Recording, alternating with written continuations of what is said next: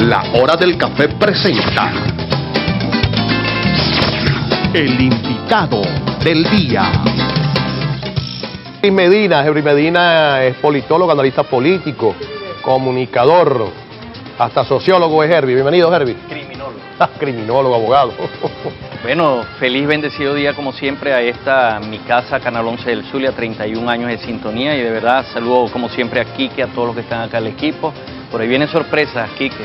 Por ahí el buen hijo vuelve a casa, como diría el padre. No diga más, hasta ahí. Hasta ahí.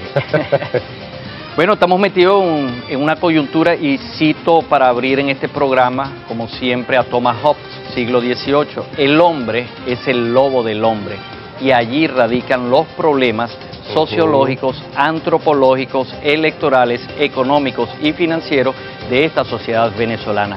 Veía con detenimiento el anuncio que dijera el presidente Nicolás Maduro con el tema de los CLAP, en el cual Herbie Medina asume toda la responsabilidad de lo que dice y saca al programa esa responsabilidad, que los CLAP no deberían existir porque son un elemento deleterio y criminógeno.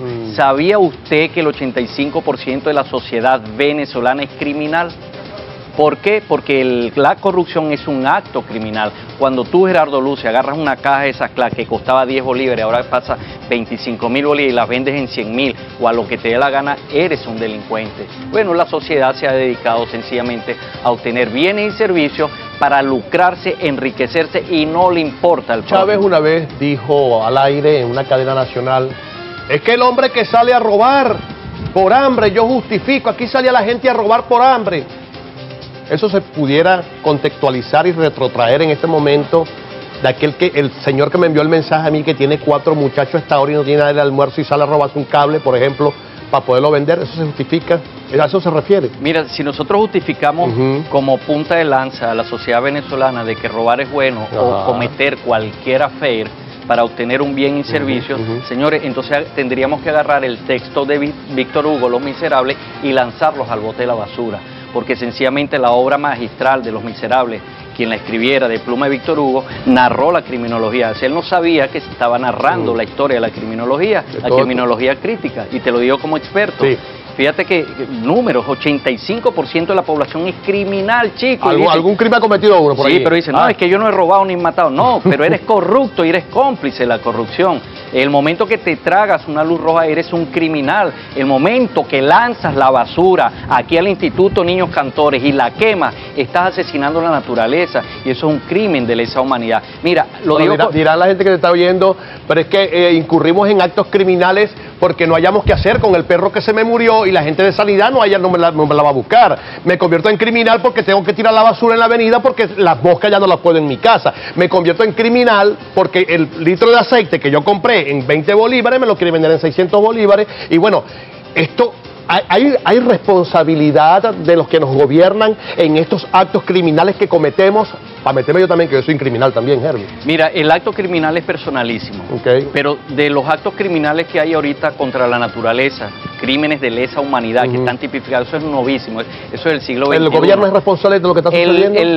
El gobernador Omar Prieto, quien tiene competencia dada por el Tribunal Supremo de Justicia en la recolección de los desechos sólidos, y el actual alcalde, Willy Casanova, deberían ser juzgados por crímenes de lesa humanidad por el rollo de la basura. Fíjate que el mes de diciembre no se recogió aquí la basura para nada. Bueno, y aquí hay contaminación por todos lados, aquí hay basura, pero la sociedad también es cómplice en ella. Porque fíjate, una de las cosas que critico, que en mi análisis científico social, es que la sociedad siempre mira para arriba y ve al Estado paternalista quien le debe solucionar los problemas. Bueno, eso es un graso error desde hace más de 50 años. Lo advertía Ursula Pietri.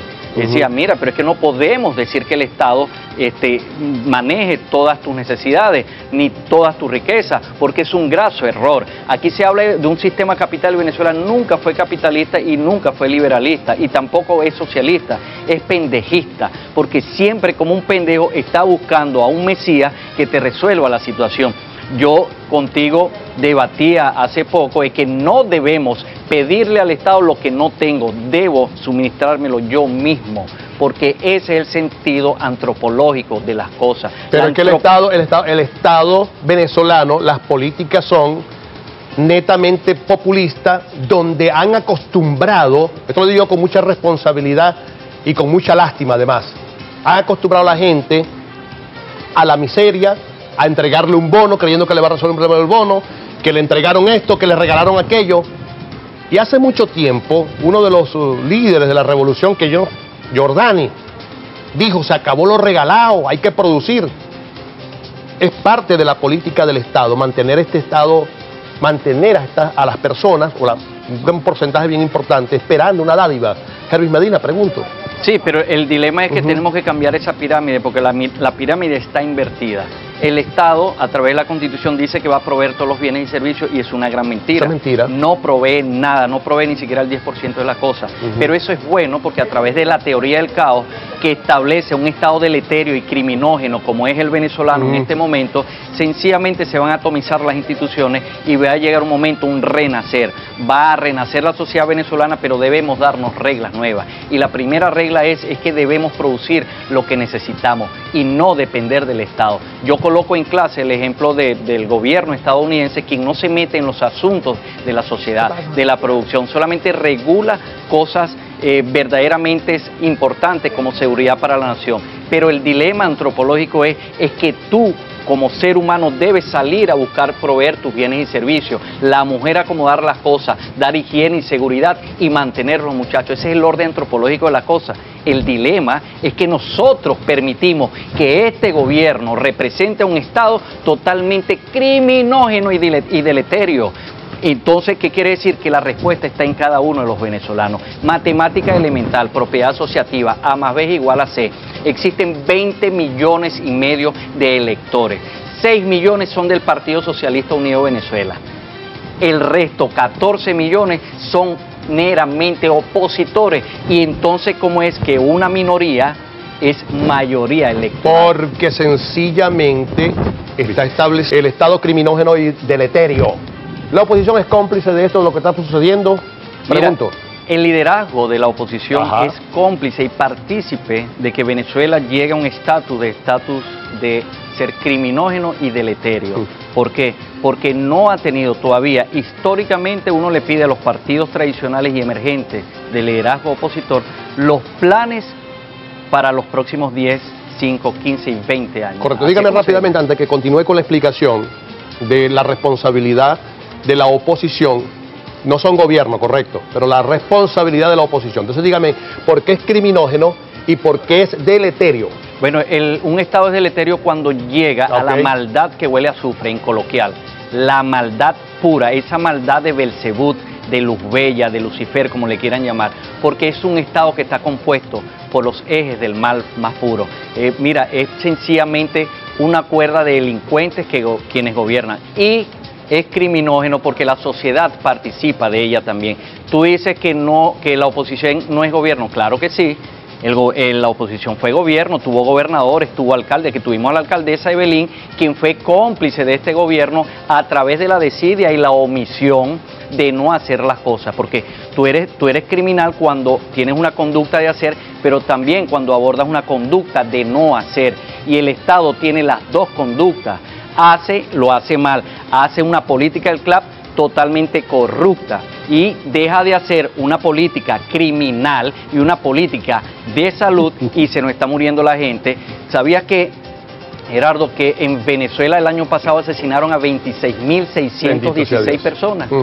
Entonces, ¿por qué no es un Estado criminógeno? Claro que sí lo es. 26.616 personas fueron asesinadas en este país. Es decir, ¿por qué? Porque no tienen una política criminal.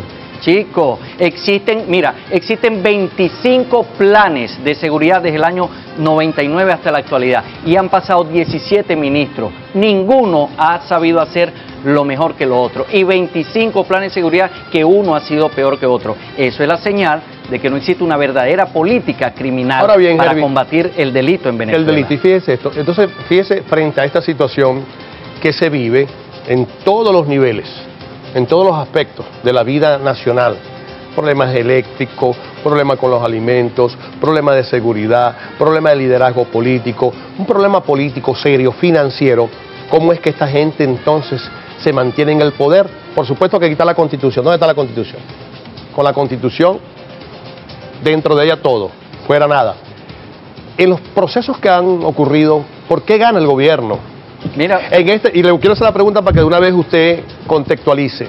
¿Por qué entonces, si hay un proceso electoral, no tenemos un candidato de oposición, pero sí tenemos un candidato de gobierno y que va a ganar ese candidato de gobierno? Si esto va así, va a ganar. Mira, el 20 de mayo. ¿Cómo se explica este fenómeno político, Herbie? Lo más sencillo posible. Las ciencias políticas están en emergencia y a nivel mundial Venezuela está siendo observada como nuevo, o sea, nosotros somos sui generis, somos totalmente objeto de estudio, sí, porque a través de las ciencias sociales y políticas somos un fenómeno. ¿Cómo es que una mayoría de 5.800.000 votos que representan al PSUV, eso es apenas el 31% de la población electoral, sigue ganando elecciones? Bueno, fácil, porque no existe un verdadero liderazgo unitario dentro de la oposición y convierta 16 millones de electores en 16 millones de votos, porque aquí no se gasta con intención de votar, aquí se gana es con votos, con ira, estampar la huella y marcar el candidato de oposición que uno prefiera. Pero el dilema está en que el Partido Socialista Unido de Venezuela es inteligente en la maldad. Lo único bueno que sabe hacer el Partido Socialista Unido de Venezuela es ganar elecciones, y es la maldad pura, porque ellos tienen un cuarto de guerra donde están 24 horas al día y hay sociólogos, antropólogos, criminólogos, abogados, historiadores, especialistas en todo, pensando cómo fregar al opositor y cómo no dejarse fregar. Mire, pero usted tiene que darme las razones entonces, ¿por qué la oposición no ha podido ganar, no ha podido avanzar? Te lo digo fácil. Tiene que decírmelo. ¿Por qué? ¿Qué pasa allí? Hay un gran filósofo que se llama Daddy Yankee. Quítate tú para ponerme yo.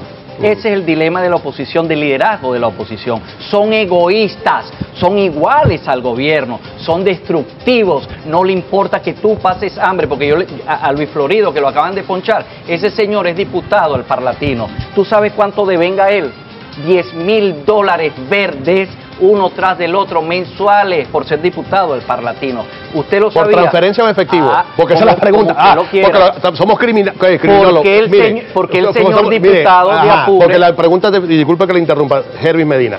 Entonces, $10.000, ¿por transferencia o efectivo? Es decir, es increíble esto. Para que tú veas, a ellos no les importa. ¿Dónde está el señor que fue gobernador de este estado? ¿Dónde está el candidato Carlos Alain? ¿Dónde está el liderazgo zuliano acá? Desde el 10 de diciembre perdieron y se fueron para la Constitución. Se pone sabroso este programa. Al regreso, si hay candidatos de oposición, 25 postulaciones.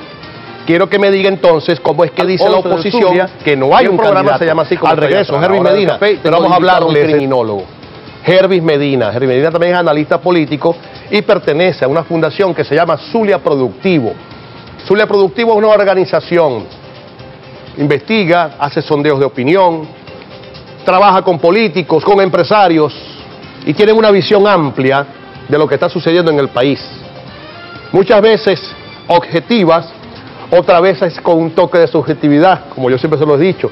Por ejemplo, nos hablan de una oposición, Herbie, tocando el tema de la oposición, nos hablan de una oposición que no es nada en este momento, que están permitiendo que se reelija el presidente Nicolás Maduro. Pero sectores de oposición señalan que esto es un simulacro, porque no hay garantías electorales, que se lo acabo de plantear.